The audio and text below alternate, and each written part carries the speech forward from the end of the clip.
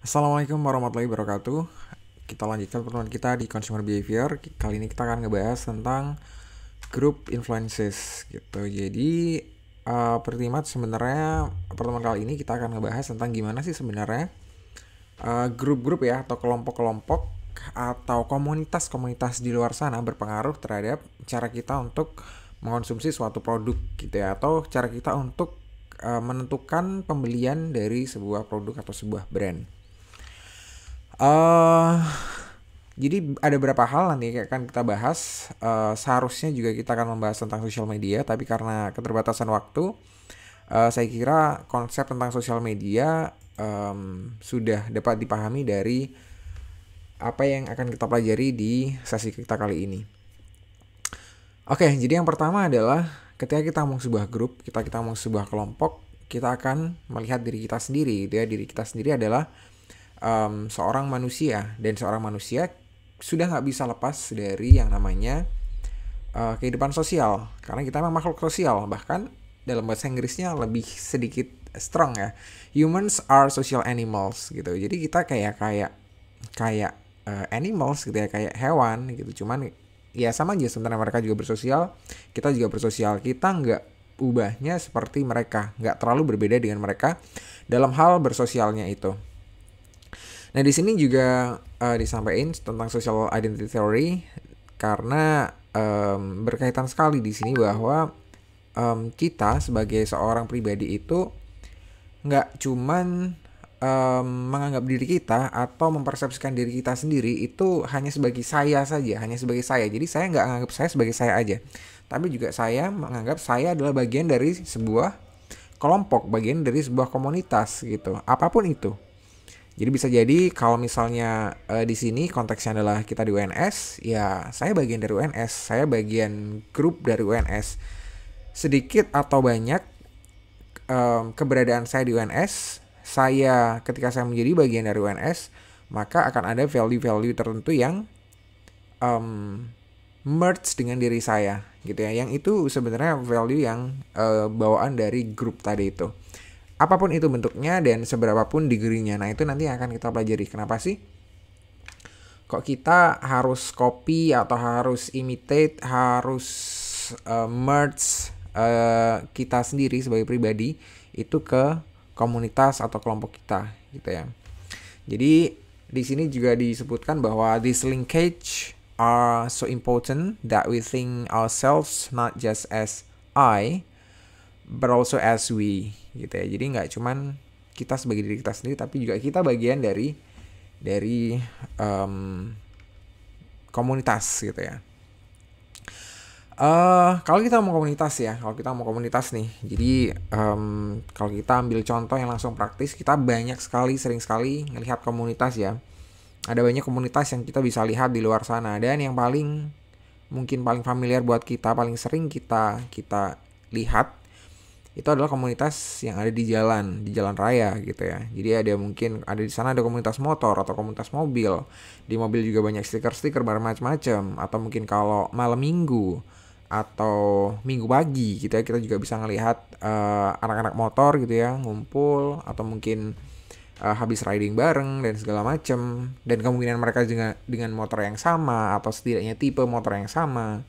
Mereka punya kesamaan di sana. Jadi ada aspek conformity ya, ada kesamaan dari sebuah grup tersebut. Nah, kalau kita bisa ngomong tentang grup tersebut, gitu kan kita ngerasa pernah nggak bertanya kenapa sih mereka itu harus buat klub motor gitu ya? Kenapa kita harus juga gabung di klub mobil gitu misalnya? Jadi kalau misalnya punya mobil ya gabung di klub mobil gitu ya. Banyak, saya kira kayaknya hampir semua mobil di Indonesia punya klub mobilnya masing-masing gitu ya. Jadi motor pun juga saya kira sama, dari motor yang paling mahal, saya nggak tahu sih kalau paling mahal ya Harley Davidson gitu ya. Kayak Harley Davidson mungkin juga motor-motor yang lain. Kemudian kalau misalnya di sini yang bisa kita lihat di gambar ini adalah motornya Benelli gitu ya. Yang di Indonesia mungkin ada cuman nggak terlalu populer. Dan motor-motor banyak, Kawasaki Ninja, kemudian sampai yang paling motor yang murah sekalipun gitu, kayak misalnya Honda Beat gitu atau Honda Vario gitu. yang sebenarnya apapun sih, nggak ngelihat harganya, nggak ngelihat seberapa spesial produknya, enggak, tapi juga lebih karena tadi tuh kesamaan-kesamaan yang dipunyain dari sebuah grup. Nah, berkaitan dengan grup yang barusan kita bahas juga, kita akan ngebahas juga di sini yang namanya social power gitu ya. Jadi social power itu adalah, kalau artinya di sini sih kemampuan kita untuk membuat orang lain melakukan sesuatu di luar kebiasaan dia gitu ya. Jadi di luar kalau misalnya dia lagi sendirian. Makanya nggak jarang ya kalau misalnya kita ngomong tentang power nih, tentang grup, tentang power gitu ya. Nggak jarang kalau kita ngelihat aksi-aksi yang dilakukan secara grup itu memang biasanya juga berbeda dengan apa yang kita lakukan sendirian. Jadi contohnya kayak gini, misalnya ada sweeping gitu ya, ada sweeping dari kelompok tertentu, misalnya sweeping apapun lah ya, sweeping apapun. Jadi misalnya ada kelompok tertentu yang nggak suka dengan kelompok yang lain, mereka ngelakuin sweeping. Biasanya mereka ketika ngelakuin sweeping itu bareng-bareng gitu ya, jarang yang sendirian ngelakuin sweeping gitu ya. Nanti malah dikeroyok, datang-datang malah dikeroyok bisa-bisa. Nah, makanya biasanya mereka juga datangnya itu bergerombolan, bareng-bareng, berkelompok gitu ya, rame-rame gitu. Karena dengan rame-rame itu tadi, kita jadi kayak punya power tambahan gitu ya. Jadi kalau misalnya kayak saya nih, anggota dari komunitas tersebut, saya datang sendirian, ya saya ngerti power saya kayak gimana gitu kan. Saya kalau misalnya kelahi sama satu orang, mungkin ya udah, bisa jadi udah selesai, udah kalah gitu kan. Nah, tapi kalau misalnya saya sama teman-teman saya, apalagi mungkin kita menggunakan atribut tertentu atau menggunakan bahkan membawa senjata tertentu gitu ya, maka powernya akan beda. Rasa beraninya kita akan berbeda gitu. Sama sih sebenarnya kalau mungkin misalnya konteksnya kayak kita ke tempat-tempat yang lewat tempat yang gelap gitu ya, mungkin yang kita emang agak punya rasa takut gitu. Kalau misalnya malam-malam lewat jalan yang sepi, terus di situ ada makam misalnya, ada kuburan gitu, mungkin ada beberapa orang yang takut gitu. Tapi kalau misalnya dia ada barengnya, satu orang aja atau dua orang gitu, dia ngerasa jauh lebih safe daripada dia sendirian. Nah, itu yang kita sebut dengan social power gitu ya. Itu yang enable power yang ada di dalam diri kita, yang kita nggak bisa ngeluarin power itu kalau misalnya kita lagi sendirian. Di sini juga dijelasin the degree to which you are able to make someone else do something regardless of whether that person does it willingly gives you power over that person. Itu ya, gives you power over that person. Jadi memang bisa ngasih power tambahan buat orang-orang yang ada di dalamnya gitu. Jadi kayak misalnya kita mau equation 1 ditambah 1, bisa jadi memang nggak sama dengan 2 gitu ya. Jadi orang satu misalnya kayak tadi konteksnya adalah di klub motor gitu ya. Orang yang satu kalau dia sendirian, ya dia nggak ngerasa keren mungkin ya, nggak ngerasa keren, nggak ngerasa hebat, nggak ngerasa segala macam. Tapi bayangin kalau misalnya di jalan kita sering lihat riding motor gitu ya, yang mungkin juga dari berbagai klub sih ya, macam-macam. Kita nggak ada judgement ke klub tertentu, cuman ada yang considerate, memang ada orang yang klub-klub motor yang memperhatikan banget kepentingan jalan dia dan kepentingan jalan orang lain. Tapi juga mungkin di sana ada beberapa klub-klub yang nggak oke ya, yang behaviornya cenderung merugikan orang lain gitu kan. Kayak misalnya mereka pengen menang sendiri. Saat itu pernah juga di Jogja gitu ya, pernah ada salah satu klub motor yang bersitegang dengan masyarakat lokal gitu. Jadi hal-hal tersebut terjadi gitu ya. Cuman itu bisa jadi memang dilakukan karena mereka lagi bareng. Kalau mereka sendiri bisa jadi mereka nggak ngelakuin itu gitu ya. Jadi kayak misalnya ridingnya kenceng, nyalip segala macem, terus ngambil kanan dengan PD gitu ya, dengan nyaman, kemudian melakukan tindakan apapun yang bisa sebenarnya merugikan orang lain. Nah, mereka bisa punya power seperti itu karena mereka lagi bareng-bareng. Akan sedikit berbeda, mungkin nggak sedikit ya, akan banyak berbeda ketika mereka ridingnya sendiri. Nah, itu yang kita sebut dengan social power di sini. Power yang muncul ketika kita bareng-bareng gitu ya, atau di project dari orang lain, power tersebut dikasih orang lain gitu. Ayo didukung segala macam gitu, jadi kita lebih punya power. Namanya di sini ada beberapa power ya. Social power ini ada beberapa jenis. Ada 6 di sini. Yang pertama adalah referent power. Referent power itu jika seseorang itu admires ya, mengagumi the qualities of a person or a group, he tries to copy the reference behavior. Jadi kalau misalnya ada seorang suka sama grup tertentu, suka sama komunitas tertentu, sama idolnya dia gitu ya, dia akan copy hal tersebut gitu ya. Makanya orang yang punya power untuk nge-refer tadi itu ya mereka lebih dominan daripada yang nggak punya power. Kemudian yang berikutnya ada namanya information power. Jelas ya kalau information power itu siapa yang punya power? Yang punya power adalah orang yang punya informasi. Sesimpel itu. A person possesses information power simply because he or she knows something others would like to know. Jadi yang orang lain mungkin pengen tahu atau nggak tahu, tapi ada seorang yang lebih tahu, nah itu maka dia punya power gitu ya. Jadi ketika misalnya di kelas atau misalnya di webinar gitu kan, kita dengerin orang gitu kan, dengerin orang ngomong, orang yang ngomong apa juga kita dengerin gitu kan, orang yang minta kita ngelakuin apa juga kita lakuin gitu ya. Misalnya disuruh, ayo sebelum kita mulai sesi kita pemanasan dulu, kita nurut sama dia. Kenapa kita nurut? Karena dia punya power. Powernya power apa? Bisa jadi powernya lebih cenderung ke yang information power gitu ya. Karena ya kita butuh informasi dari dia, kita butuh ilmu dari dia. Jadi apa yang dia lakukan apa yang dia minta kita lakuin juga.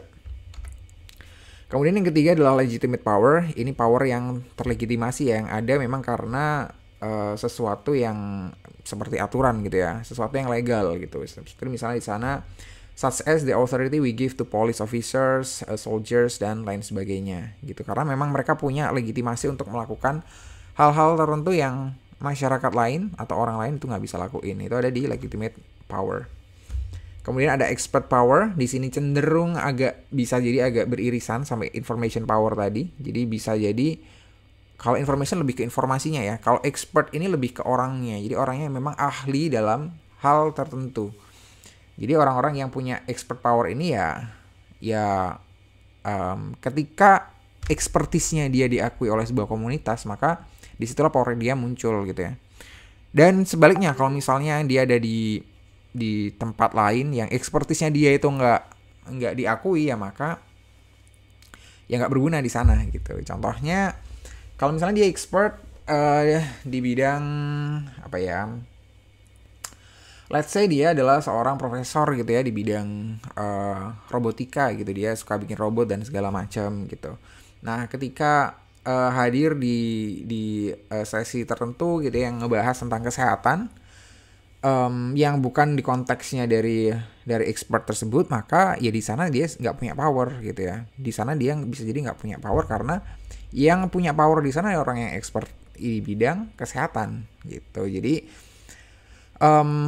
expertise ini tergantung sekali dengan komunitas di mana mereka berada gitu ya. Jadi apakah emang expertise tersebut diakui atau enggak.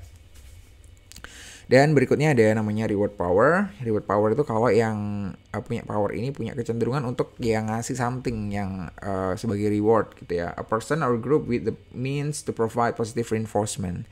Jadi kalau misalnya saya mau bilang kalau misalnya kalian doing something gitu ya. Kalau misalnya kalian let's say bisa ngelakuin penelitian tentang A, B, C gitu ya. Nanti kalian akan dapat rekognisi nilai misalnya seperti itu, atau misalnya itu power yang lebih ke universitas ya, bukan ke saya secara personal. Atau misalnya dengan saya pribadi gitu ya, kalau misalnya ini nih ada yang bisa bantuin buat slide-nya nih, punya saya slide-nya masih kacau misalnya, masih kayak gini, bisa buat bagusin nggak gitu ya, nanti saya kasih permen gitu. Jadi itu juga bisa gitu, itu juga reward power namanya. Dan saya kira banyak juga contoh-contoh yang lain. Dan di sini juga ada yang terakhir adalah coercive power ya. Kalau coercive, bagaimana namanya, itu yang sifatnya ya influence karena ada tekanan ya. Jadi karena kita emang nekan seseorang gitu. Ada intimidasi di sini sebutannya. Jadi ada intimidasi baik itu secara fisik ataupun secara sosial gitu, atau secara mental gitu ya. Kita lagi ditekan nih sama orang gitu. Jadi kita ngerasa di sana nggak punya power dan orang tersebut lebih punya power. Oke ya, clear ya untuk power saya kira di sini. Ini nanti akan berkaitan dengan bahasan-bahasan berikutnya tentang power. Ini akan muncul lagi di bahasan nanti tentang opinion leaders. Nah, di slide ini yang kita agak ngabisin waktu nih, agak banyak ngabisin waktunya terkait dengan reference group influence types gitu ya. Jadi ini contoh yang saya belum ganti ya, emang sama persis seperti yang ada di buku situationnya. Jadi kemudian situation itu akan diikuti oleh behavioral response. Nah, di sini ada contoh nih kasus nih. Jadi di sini nanti ada 9 kasus ya, ada 9 kasus kecil sebenarnya, kasus mini gitu. Cuman contoh aja. Contoh situasinya kayak gimana dan perilaku yang nanti jadi responnya itu kayak gimana juga. Yang pertama adalah ketika seorang bilang itu bahwa di toko baju tertentu atau di tailor tertentu gitu ya, itu mereka jual jas yang bagus banget gitu. Nah, saya misalnya, saya lagi butuh baju nih, karena tadi dikasih tahu atau mungkin kemarin sempat dikasih tahu kalau di Brook Brothers ini bajunya bagus atau suitnya bagus, jasnya bagus. Ya kalau saya lagi butuh jas ya saya ke sana gitu ya. Karena memang tadi ya ada reference tadi, ada informasi yang masuk ke saya. Kemudian ada contoh kedua nih di situationnya, at several friends' homes, Maxwell House coffee is served gitu ya. Nah, ini contohnya bisa kita ganti misalnya kopi tertentu gitu ya. Kopi misalnya kopi yang baru gitu jarang kita pakai atau minum itu, kayak misalnya kopi gajah gitu. Jadi ternyata teman-teman kita udah pakai kopi gajah gitu. Dan itu dijadiin suguhan buat kita pas kita datang ke tempat mereka. Jadi kita yang biasa pakai kopi Excelso misalnya, Excelso yang kopi bubuk Excelso, mungkin kita bakal nyoba kopi gajah tadi gitu, karena ya hanya karena kita pernah ngelihat atau ngerasain itu beberapa kali di tempat orang lain. Nah, ini contohnya agak aneh kalau di konteks kita ya. The best skier in the group uses Karuskis gitu ya. Let's say di sini ada olahraga sepeda misalnya. Pesepeda terkenal di Indonesia misalnya, saya nggak tahu siapa ya, best cyclist ya, best cyclist di Indonesia itu siapa gitu. Kalau misalnya ada atlet saya kurang tahu. Let's say si A gitu ya, si A pakai sepedanya mereknya Specialized gitu, maka ya kita jadi pengen beli Specialized gitu. Jadi saya secara personal kalau misalnya saya punya uang buat beli Specialized gitu, saya akan beli Specialized. Jadi gitu ya konteksnya. Nah, ini adalah tipe-tipe influence yang informational, karena kita dapat itu dari sebagai referensi informasi tadi ya. Jadi ada informasi yang masuk ke kita, baik itu secara langsung, secara lisan gitu ya, disampaikan bahwa di sana itu ada barang bagus gitu ya. Kalau misalnya beli something itu di sana. Nah, ada yang seperti itu. Kemudian yang kedua ada kalau misalnya kita udah pernah ngerasain sendiri juga ya, informasi tersebut langsung masuk kita. Oke, emang rasanya kayak layak nih dicoba nih, saya mau coba gitu. Atau informasi dari orang lain yang menggunakan gitu ya. Orang lain tersebut nggak ngomong sebenarnya ke kita. Kayak misalnya yang di sini tadi, si A tadi nggak ngomong kalau sepedanya, ini loh sepedaku Specialized ini enak banget gitu. Nggak ngomong kayak gitu. Dia cuma sekedar pakai doang gitu. Jadi dia nggak ngomong sama sekali. Jadi kita ngerasa bahwa oke, kalau misalnya mau jadi atlet sukses atau emang bersepeda yang bisa cepet, ya pakai Specialized gitu. Nah, kita jadi punya informasi yang seperti itu. Nah, kalau yang pertama tadi mungkin itu cenderung kalau di konteks saya itu sangat sering saya lakukan ya. Jadi kalau saya butuh banget biasanya referensi untuk tempat makan gitu ya. Karena saya jarang ke tempat baru yang belum pernah direferensi orang atau saya belum pernah coba gitu. Makanya kalau saya belum pernah direferensiin, maka susah bagi saya untuk ke tempat baru. Walaupun itu tempatnya kayak gimana, rame juga kayak gimana, tapi itu akan lebih susah gitu.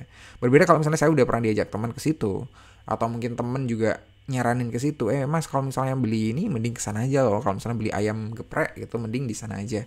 Nah, itu akan jadi informasi yang bisa saya follow up gitu. Berbeda kalau misalnya saya cuma ngelihat iklan mereka, kemungkinan juga kecil. Nah, itu tipe-tipe orang akan berbeda-beda. Jadi mereka biasanya lebih kemana dulu kalau misalnya dapat informasi dulu atau dapat hal yang lain dulu gitu ya. buat mereka jadi memutuskan untuk beli di tempat-tempat tertentu.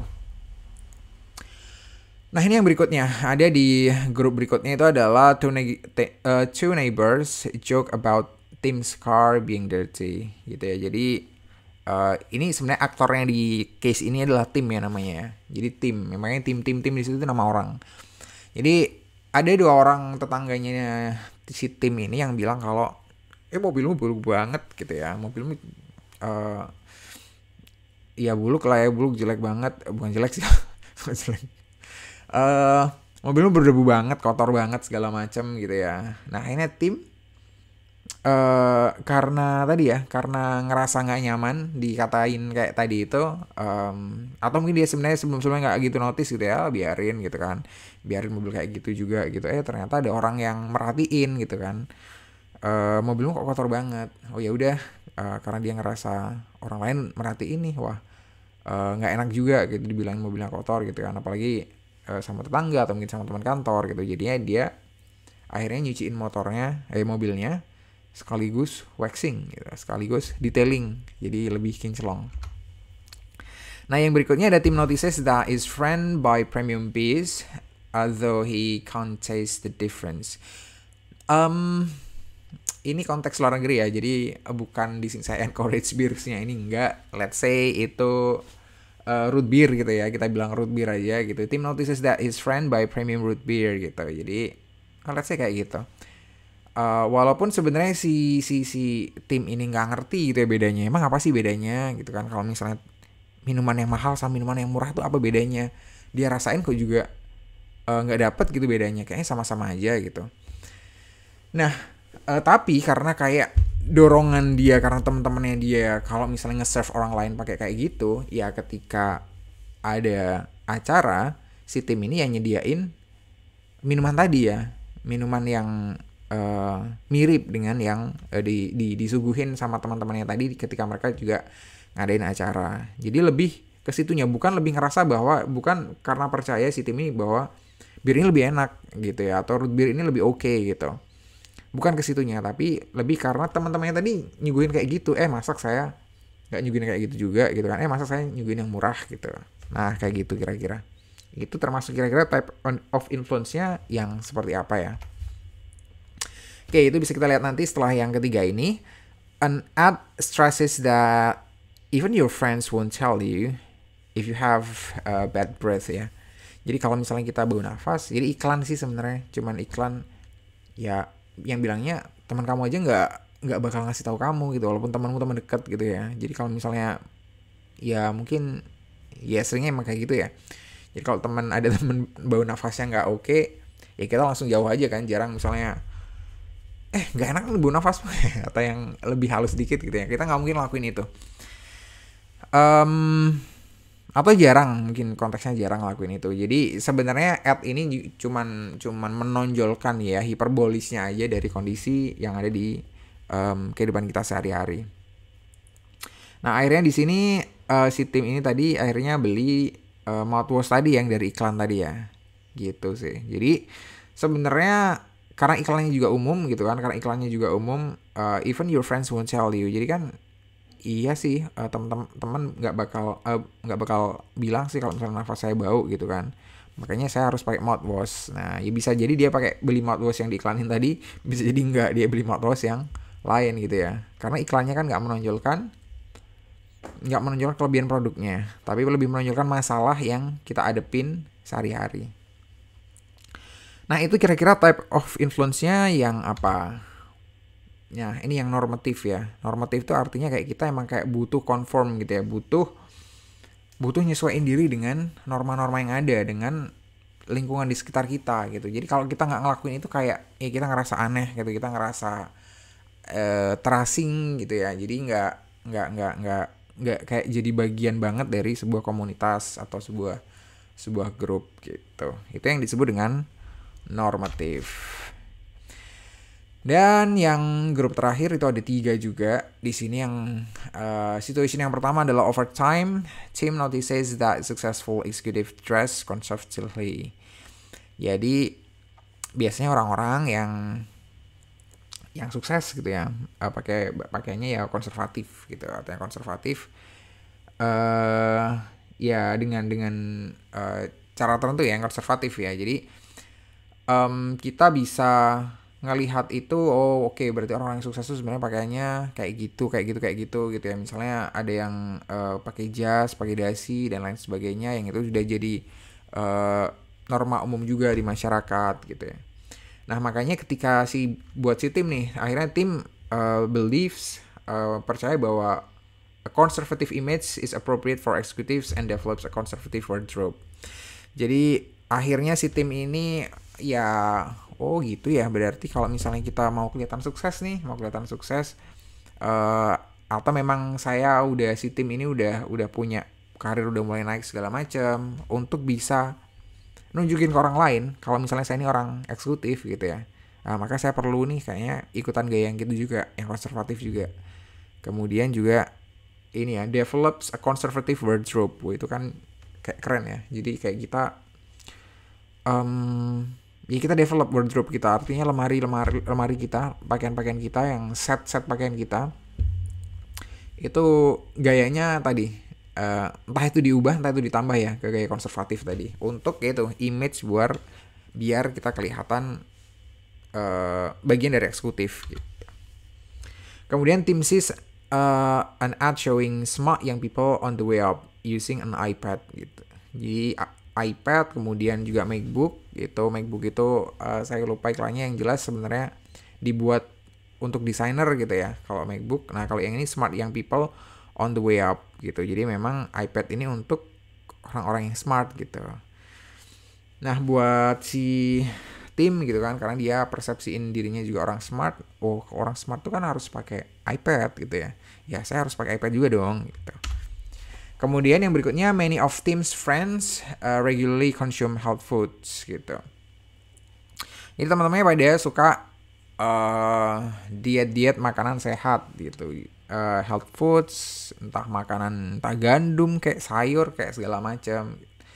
Nah si Tim belum ngelakuin itu. Jadi si Tim untuk bisa project juga buat dirinya sendiri terkait dengan kesehatan tadi ya, biar dia bisa project bahwa dia itu adalah orang yang juga menganut ini ya, kesehatan yang baik gitu kan, harus kesehatan yang baik harus dijaga. Maka ya dia decide that health foods are good for you and begins to consume them regularly. Jadi emang udah mulai makan makanan yang sehat juga. Dan ini lebih ke identification. Identification tuh maksudnya, kalau yang tadi normatif kan cenderung kita ngikutin norma-norma tertentu gitu ya. Kita nggak ingin terpisah dari norma yang berlaku di masyarakat gitu. Jadi kalau misalnya jadi ngepasin, kalau normatif tuh ngepasin dengan normanya. Sedangkan kalau identification itu juga ngepasin juga sebenarnya, tapi dengan identitas tertentu. Jadi kalau misalnya kita mau diakuin sebagai kayak gini nih, kita mau punya image kayak gini nih, kayak harus kayak gimana gitu ya. Jadi mungkin kemarin juga sempat udah di ulas tentang image gitu kan. Kalau misalnya kita mau di-image kan sebagai orang yang pinter gitu, oh mungkin di situ juga iPad bakal bantu gitu ya. Walaupun mungkin si tim nggak pinter gitu, cuman biar kelihatan pinter gitu. Nah itu juga bisa jadi. Oke, itu tentang reference group influence types. Kita lanjutkan ke bagian berikutnya adalah brand community.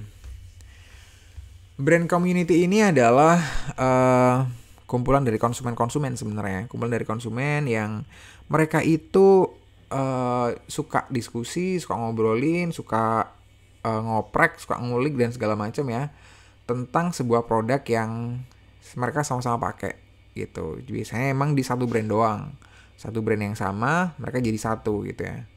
Jadi mereka ngobrolin apa, dan biasanya di dalamnya itu juga, di dalam brand tersebut masih ada brand-brand lagi ya, ada sub-brandnya masing-masing gitu ya. Misalnya untuk sub-brand ini ada sendiri, sub-brand ini ada sendiri gitu, atau mungkin ada kategori-kategori tertentu ya di brand tersebut. Misalnya super brand gitu, kayak misalnya Samsung gitu, atau Xiaomi gitu kan, brandnya banyak banget sub-brandnya. Jadi ada bahkan kategorinya aja beda-beda, ada yang HP, ada yang mesin cuci, ada yang AC dan lain sebagainya.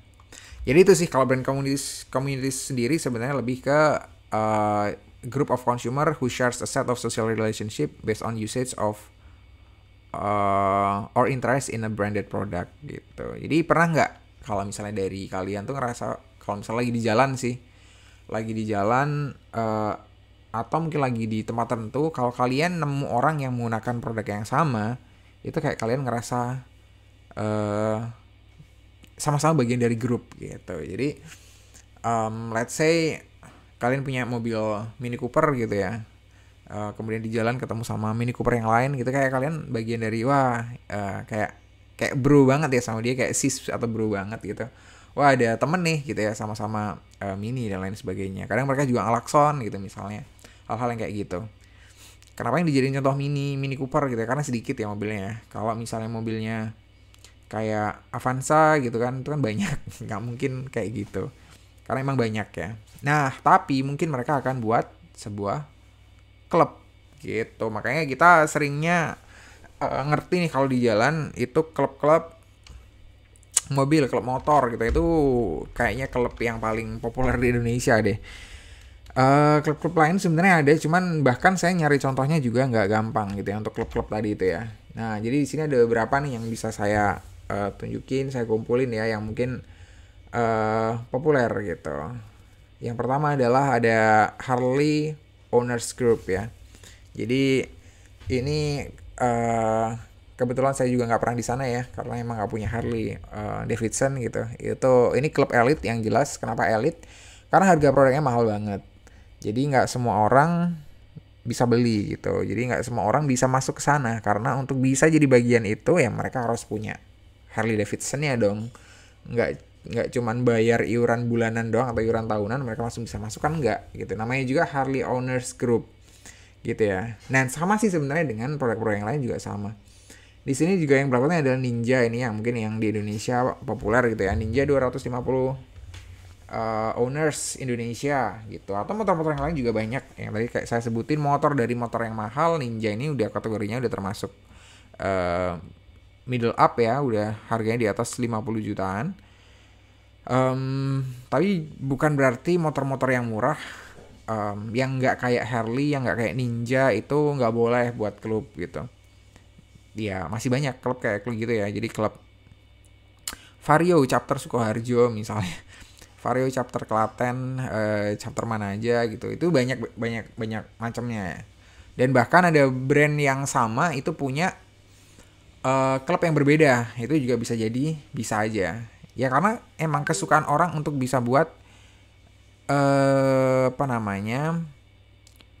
buat apa ya, buat grup, buat kelompok gitu. Itu kayak mereka itu kayak ya senang aja sih jadi bagian dari kelompok, apalagi jadi aktif di sana gitu kan, apalagi jadi pengurus gitu. Wah, kadang kan orang juga ada yang nge-branding dirinya, nunjukin dirinya, saya adalah pengurus dari misalnya Honda Beat community cabang chapter Surakarta misalnya. Ada orang yang seperti itu, walaupun ada juga yang enggak. Nah itu ya hal-hal yang bisa kayak ketika kita jadi bagian dari sebuah komunitas, itu kita kayak ngerasa kita lebih gede daripada kita sendiri gitu ya. Jadi ketika kita kayak memperkenalkan kita sebagai kita sendiri, misalnya sama kayak misalnya kita ya, nama saya Medadi Chandra, udah selesai gitu ya. Ya saya seorang pemasar gitu misalnya, udah gitu doang, orang nggak akan terlalu aware ya, nggak akan terlalu paham gitu. Mereka butuh asosiasi tertentu untuk ngasih image ke saya gitu. Contoh nih misalnya saya juga akhirnya bilang saya adalah dosen di D3 Manajemen Pemasaran UNS gitu misalnya, contohnya kayak gitu. Ya orang mulai mengasosiasikan UNS gitu ya, buat yang ngerti UNS kan. Buat yang ngerti UNS mereka akan mikir dosen UNS oke gitu. Misalnya dia punya image bahwa dosen UNS oke, berarti saya akan dapat image oke-nya tadi itu karena dosen yang lain oke gitu. Jadi itu yang ngebuat saya jadi punya power, karena kebantu sama image-image lain yang di luar saya tadi. Kemudian di sini ada juga komunitas Suzuki Carry ya. Ini saya nggak tahu sekarang masih ada nggak produk Suzuki Carry ini, masih launch atau nggak, masih diproduksi atau enggak ya, yang terbaru ya. Ini produk udah dari saya SD, saya kecil itu namanya juga Suzuki Carry itu. Jadi ini produk legend sih, legend. Kemudian ada Mifans Indonesia. Nah, ini salah satu fan yang cukup cukup garis keras kalau bagi saya sih. Jadi kayaknya nggak ada fan yang lain, komunitas fan yang lain yang sedekat kayak di Mifans ini ya. Karena bahkan di beberapa brand juga nggak punya komunitas brand yang kelihatan gitu. Jadi kayak misalnya Samsung, saya nggak ngerti apakah di sana ada komunitas atau enggak gitu. Asus juga saya nggak ngerti. Tapi kalau Mi itu udah kelihatan. Bahkan Apple aja saya nggak ngerti. Kayaknya nggak ada deh komunitasnya gitu ya. Karena ya nggak tahu ya, concern dari masing-masing pemilik juga beda-beda gitu kan. Kemudian ini sebelahnya ada Brompton ya. Brompton itu sepeda lipat dari Inggris gitu. Brompton Indonesia ini maksudnya. Jadi ya mereka punya klub sendiri. Dan yang terakhir adalah Army. Ada yang tahu Army ya? Saya yakin semuanya udah pada tahu ya. Jadi ya ini juga salah satu fan ya. Jadi salah satu fan yang sama mungkin garis keras ya. Tapi yang saya mungkin kurang paham di sini konteksnya adalah apakah ada platform khusus buat Army ini jadi satu gitu. Jadi kalau Mi Fans kan ada. Mi Fans itu ada platformnya. Emang disediakan oleh Xiaomi-nya juga. Ada event yang diselenggarakan oleh Xiaomi juga buat para Mi Fans. Nah, kalau di Army, apakah seperti itu juga? Saya konteksnya belum gitu paham ya. Mungkin dari kalian yang jauh lebih paham terhadap brand tersebut ya. Berikutnya di sini ada sebenarnya kenapa sih orang tuh kok ikutan brand community itu alasannya apa ya? Nah, di sini ada beberapa sebenarnya alasannya. Ada yang dikutip di sini ya dari marketingcharts.com ini ada 5. Jadi yang pertama adalah to receive a discount, coupon or product trial gitu ya. Itu ada 32%. Ini surveinya di tahun 2013 ya. Dan saya nggak nemu data yang lebih baru daripada itu. Kita asumsikan aja ini masih berlaku sampai sekarang. Kemudian yang kedua ada to learn more about it gitu ya. Jadi saya kira di Mi Fans juga lebih ke yang ini ya, to learn more about it gitu. Gimana cara ngoprek HP, udah macam-macam deh kalau misalnya di Mi Fans itu kayaknya. Sedangkan kalau diskon kayaknya enggak ya. Jadi kalau misalnya jadi bagian dari situ terus dapat diskon kayaknya enggak. Kalau yang ada di sini sih kayaknya pada enggak semua deh. Enggak karena kita buat ada di klub tersebut kita jadi dapat diskon. Tapi ada juga klub yang secara komunitas itu enggak apa ya? Enggak bener-bener ada gitu ya unitnya. Kayak misalnya kayak komunitas konsumennya Starbucks gitu. Ya mereka berkomunitas gitu ya, tapi mungkin komunitasnya akan berbeda dengan komunitas yang ada di sini. Kalau di sini komunitasnya emang mereka akan deket banget dengan yang lainnya, nggak banget sih, deket dengan yang lain artinya mereka ada sesi-sesi tertentu, ada event-event tertentu yang menyatukan mereka gitu ya. Nah kalau kayak Starbucks kan memang sehari-hari kita minum kopi misalnya, ya kita kayak ngerasa udah jadi bagian dari keluarga Starbucks gitu ya. Nah itu mungkin yang lebih ke pertama tadi ya, to receive discount, coupon or product trial gitu, yang lebih ke situ juga. Oke, kita lanjutkan tadi research-nya tadi. Yang ketiga adalah to get advance news about products gitu ya. Dapat info terbaru tentang produk nih, spoiler gitu dari siapapun sebenarnya. Bisa dari company-nya sendiri atau bisa dari sumber-sumber lain gitu ya, bocoran-bocoran insider gitu. Kemudian to get free content, bisa jadi kalau misalnya kita ada di dalam sebuah komunitas kita dapat konten yang free gitu ya, bentuknya apapun. Dan berikutnya adalah to support a cause I like gitu ya. Jadi ya dia emang support, ada motivasi tertentu ketika dia masuk sebuah komunitas gitu ya. Mungkin ada sesuatu yang dia emang tertarik di situ, ada campaign yang dia tertarik di situ, dia pengen ikutan, bisa jadi. Oke, itu tadi tentang brand communities. Kita lanjutkan sekarang di bagian opinion leadership gitu. Opinion leaders itu adalah orang yang influence other attitudes or behaviors. Jadi orang yang bisa mempengaruhi orang lain untuk ya dalam hal perilakunya mereka ataupun attitude ya, ataupun sikap dari orang-orang yang follow sama dia. Gitu. Jadi opinion leaders ini kalau disini kan sebutnya are frequently able to influence. Nah, kata kuncinya ada di influence. Opinion leader itu seringkali juga disebut kalau memang dia memang punya kapasitas yang baik banget, yang emang dipercaya banget, diikutin banget sama followernya dia, itu disebutnya adalah sebagai key opinion leaders ya, atau KOL ya.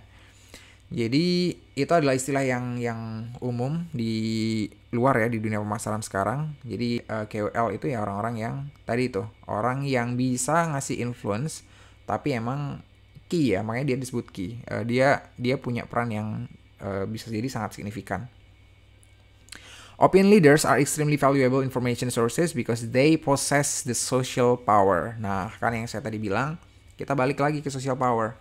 Jadi mereka punya social power, orang-orang yang didengar ini punya social power, iya kan, bener kan? Kayak misalnya kita coba deh, kita sekarang bisa pick up satu nama opinion leader yang mungkin kita ikutin gitu. Kita pasti ngeyakinin bahwa dia at least ya, dia punya informasi tertentu gitu yang kita nggak punya. Atau dia ahli tertentu yang kita di situ nggak ahli. Atau juga hal-hal lain ya. Jadi hal-hal lain misalnya dia emang dekat sama komunitas dan lain sebagainya. Dia bisa ngasih kita akses atau konten tertentu yang kita butuhin. Artinya sebenarnya dia punya sesuatu yang kita nggak punya. Yang itu yang bagi dia itu jadi power, gitu. Jadi di sini powernya itu apa aja gitu ya? Their power technically competent, so they possess expert power gitu. Jadi kalau misalnya kita mau nyari informasi-informasi tertentu nih tentang kita baru beli mobil misalnya, gimana sih perawatan mobil dan lain sebagainya gitu ya, kita pasti cari-cari yang kayak gitu ya, dari media sosial kan banyak. Kemudian they pre-screen, evaluate, and synthesize product information in an unbiased way, so they possess knowledge power. Nah, knowledge power yang tadi juga ada. Kemudian likely to hold offices in community groups and clubs and to be active outside of the home. Ini ya, mereka emang aktif di luar gitu kan, jadi emang suka bergabung dengan komunitas, mingle dengan mereka, jadi lebih connect dengan banyak orang. Dan they are socially active and highly interconnected in their communities. Ini yang barusan saya sebut juga. They tend to be similar to the consumer in terms of their values and beliefs gitu. Nah, ini juga penting. Ketika kita ngikutin seseorang, kita akan punya kecenderungan untuk ngikutin orang yang punya value yang sama dengan kita, atau keyakinan yang sama dengan kita. Ini bukan agama ya, kita ngomongin agama ya, keyakinan terhadap something gitu ya, belief terhadap sesuatu. Jadi atau nilai-nilai gitu. Kalau kita ngerasa nilainya itu klik sama dia, maka buat kita itu bakal lebih strong ya hubungannya. Kalau kita mau opinion leaders di sini, pasti ada yang tanya gitu, opinion leaders ini sama nggak sih sama influencer? Gitu. Jawabannya sebenarnya basically sama gitu ya, basically sama. Tapi memang juga ada perbedaan secara detail ya. Jadi perbedaannya adalah mostly memang kalau influencer itu kita ngomongnya adalah di ranah media sosial gitu. Nah, kalau opinion leader itu enggak. Jadi bisa jadi dia nggak ada di media sosial, bisa jadi gitu. Tapi di luar sana dia tuh didengar banget. Kayak misalnya nih, kalau misalnya ada apa ya expert gitu ya, expert di bidang tertentu, kayak misalnya di desain komunikasi visual gitu ya. Buat yang kalian mungkin biasa desain, salah satu nama mungkin yang terkenal buat saya sih ya, buat saya juga udah lama saya maksudnya ngerti bapak ini gitu kan. Jadi ada orang yang memang kita anggap sebagai orang-orang yang ahli gitu ya. Jadi orang-orang yang ahli yang emang omongan dia kita beli gitu ya. Maksudnya omongan dia kita pakai. Gitu. Jadi saya yakin juga akan ada di hal yang lain. Kayak misalnya juga pakar kecantikan atau pakar kesehatan dan lain sebagainya. Nah, itu tadi. Sebenarnya perbedaan utamanya adalah di medianya ya. Jadi kalau influencer ini cenderung tadi ke media online, kalau misalnya opinion leaders ini cenderung di mana aja sebenarnya, bisa di mana aja. Nah gitu, artinya memang dibentuknya mereka, kalau opinion leaders ini memang lebih kayak tadi ya, mereka emang expert banget, memang karena entah dia punya pendidikan di sana, entah pengalamannya panjang di sana dan segala macam gitu kan. Nah kalau sedangkan influencer ya dari persona yang dia tampilkan di media sosialnya gitu ya. Bisa jadi itu berbeda dengan yang di dunia nyata gitu ya. Bisa jadi itu berbeda karena kita ngelihatnya emang dari kacamata yang digital ya, nggak realnya. Nah, tapi juga sebaliknya, kalau yang opinion leaders bisa banget masuk jadi Instagramer, apa namanya, jadi influencer juga gitu ya. Jadi influencer juga bisa jadi. Jadi opinion leaders tadi masuk ke media-media sosial juga bisa, cuman nggak selalu gitu. Dan ini yang terakhir adalah kenapa sih kita nyari opinion leader gitu. Jadi bukan kenapa ya, tapi seberapa perlu atau seberapa mungkin kita tuh biasanya nyari opinion leader gitu, atau mungkin juga berlaku juga untuk influencer gitu. Nah, di sini kita bisa lihat ada di sini dua garis ini ya, dua panah ini, panah ke samping, panah ke kanan, dan panah ke atas. Yang ke samping itu adalah product knowledge ya. Jadi semakin ke kanan maka product knowledge kita semakin bagus, dan yang di sebelah kiri yang ke atas itu adalah product atau purchase involvement. Paham ya purchase involvement ya, atau product involvement itu seberapa kita engage ya, seberapa kita itu mempersepsikan produk tersebut atau transaksi tersebut, pembelian tersebut itu penting banget buat kita. Kalau nggak gitu penting, ya berarti product involvement-nya rendah gitu. Jadi kita nggak gitu peduli sama mereknya kayak sama spesifikasinya, itu product involvement-nya rendah. Itu yang pernah saya contohkan dulu kan, kalau misalnya ada cewek dan cowok beli mobil akan punya kecenderungan produk atau purchase involvement yang berbeda.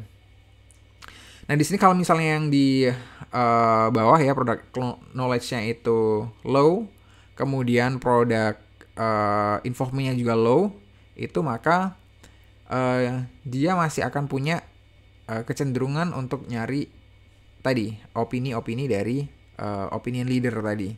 Jadi entah nyari review, entah nyari review dari media-media tertentu gitu ya, baik dari itu blog, dari vlog, dari YouTube dan sebagainya, bisa jadi gitu. Nah, sedangkan kalau misalnya buat orang yang product knowledge-nya udah oke, tapi dia product involvement-nya rendah, itu maka di sini disebutkan cenderung nggak perlu gitu ya, cenderung orang ngerasa nggak perlu untuk nyari pendapat dari opinion leader gitu. Kenapa? Karena sebenarnya kita udah ngerti ya, karena di sana product knowledge kita udah lengkap gitu, udah lengkap. Kemudian purchase involvement kita yang nggak perlu yang sebegitu into atau sebegitu masuk ke proses decision making untuk penggunaan atau untuk pembelian produk tertentu. Jadi ya udah sih produk apa aja, saya ngerti kok ini bagus gitu ya, udah langsung beli aja. Makanya di sini low likelihood. Beda tadi dengan yang sebelahnya tadi yang moderate ya. Artinya moderate, dia nggak ngerti barangnya, dia juga purchase involvement-nya juga rendah gitu. Nah, kemungkinan karena dia nggak ngerti, dia masih butuh pendapat dari opinion leader tadi itu. Kemudian kita naik ke atas, yang ke atas bagian kanan dulu ya. Product knowledge-nya high, kemudian juga product involvement-nya juga high gitu. Jadi dia ngerti, tapi dia emang juga dalam waktu yang sama itu dia pengen yang terbaik gitu. Karena dia udah tahu berapa spesifikasi, dia pengen yang terbaik. Tapi di sana ada expert. Nah, dia pengen tahu dong dari expertnya itu kayak gimana. Dan yang terakhir adalah yang di sebelah kiri atas ya. Itu product knowledge-nya low ya. Product knowledge-nya low, jadi dia nggak gitu punya product knowledge. Tapi dia itu pengen yang bagus banget ya. Dia pengen bagus banget. Misal nih kita nggak pernah beli apa ya sebelumnya. Let's say saya misalnya harus beli skincare buat saya sendiri gitu ya. Yang saya nggak ngerti product knowledge, saya nggak punya product knowledge di produk apapun gitu. Cuman karena saya ngerasa butuh gitu ya, kalau kulit saya lama-lama kasar gitu misalnya, saya butuh misalnya buat improve kualitas kulit saya gitu, jadi mungkin lebih oke ketika di kamera juga lebih oke misalnya, nggak pakai filter dan lain sebagainya. Maka saya ngerasa bahwa saya butuh banget untuk bisa cari skincare yang buat cowok pertama, kemudian yang kedua juga skincare yang harganya masuk, yang ketiga juga skincare yang kualitasnya bagus, nggak menyebabkan ketergantungan dan segala macam ya. Mungkin ada faktor-faktor itu. Nah kalau faktor-faktor itu penting buat kita, maka kan produk involvementnya kan itu tinggi berarti.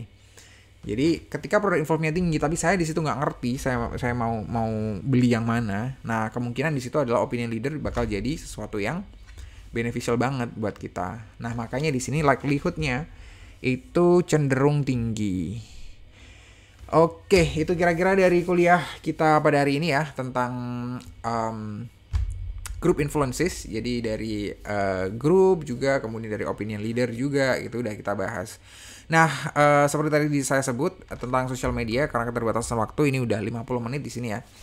Nggak akan kita bahas secara spesifik, cuman tadi saya kira udah tersirat ya, termasuk opinion leader dan influencer.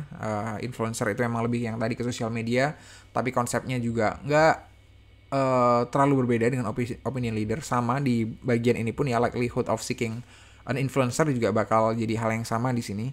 Kalau kita misalnya nyari influencer di sosial media, pasti kita juga bisa nge-refer kita dari diagram ini ya, kita ada di mana gitu. Kalau tadi contohnya kita misalnya nggak ngerti mau nyari barang apa, tapi kita pengen yang paling baik, faktor-faktor banyak yang kita pertimbangkan, maka ya cenderung kita nyari influencer yang kecenderungan kita untuk nyari influencer itu jadi lebih tinggi. Oke, itu aja dari saya ya untuk sesi ini, dan ini adalah sesi terakhir, sesi penutup di rangkaian semester di consumer behavior. Saya harapkan apa yang udah saya bisa sampaikan itu bisa ditangkap dengan baik. Jadi kalau misalnya ada pertanyaan terkait dari yang udah saya sampaikan atau di luar yang saya sampaikan juga boleh, silakan langsung ditanyain ya di melalui WhatsApp. Oke, thank you semuanya. Semoga sukses nanti di ujian akhir semester. Nanti akan saya informasikan lebih lanjut terkait hal tersebut. Demikian dari saya. Mohon maaf jika dalam satu semester ini terdapat banyak kesalahan, termasuk geser jadwal dan lain sebagainya. Saya mohon maaf yang sebesar-besarnya. Dan demikian, semoga bermanfaat, semoga sukses semuanya. Wassalamualaikum warahmatullahi wabarakatuh.